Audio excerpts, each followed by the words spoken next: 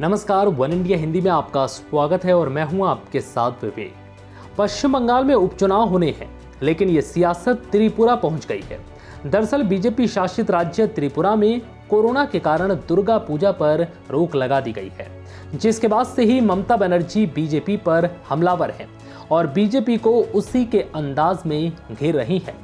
त्रिपुरा में निषेधाज्ञा को लेकर पश्चिम बंगाल की मुख्यमंत्री ममता बनर्जी ने त्रिपुरा की बीजेपी सरकार पर हमला बोला है।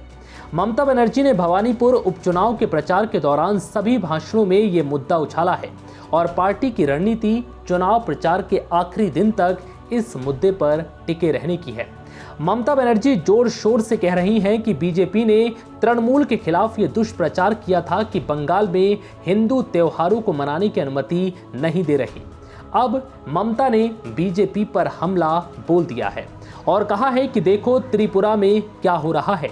वहां लोगों को दुर्गा पूजा में शामिल होने से रोकने के लिए निषेधाज्ञा लगा दी गई। दरअसल इसी साल हुए बंगाल विधानसभा चुनाव के दौरान बीजेपी ने ममता बनर्जी पर तुष्टीकरण का आरोप लगाया था और कहा था कि वो दुर्गा पूजा और सरस्वती पूजा नहीं होने दे रही। इसी साल 21 मार्च को पूर्व मेदिनीपुर जिले में एक रैली को संबोधित करते हुए गृह मंत्री अमित शाह ने कहा था कि अगर बीजेपी बंगाल में सत्ता में आती है तो दुर्गा पूजा और सरस्वती पूजा मनाने पर कोई रोक नहीं लगेगी। दुर्गा पूजा, सरस्वती पूजा, जय श्री राम के नारे को लेकर पश्चिम बंगाल चुनाव में बीजेपी और टीएमसी के बीच चुनावी जंग छिड़ गई थी।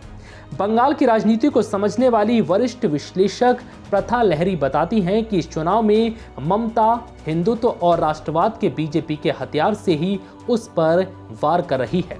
ममता मौके का फायदा उठाकर भवानीपुर में अपनी जीत और 2024 के आम चुनाव को देखते हुए बीजेपी को उसी के अंदाज में जवाब दे रही है। फिलहाल इस वीडियो में इतना ही। नमस्कार।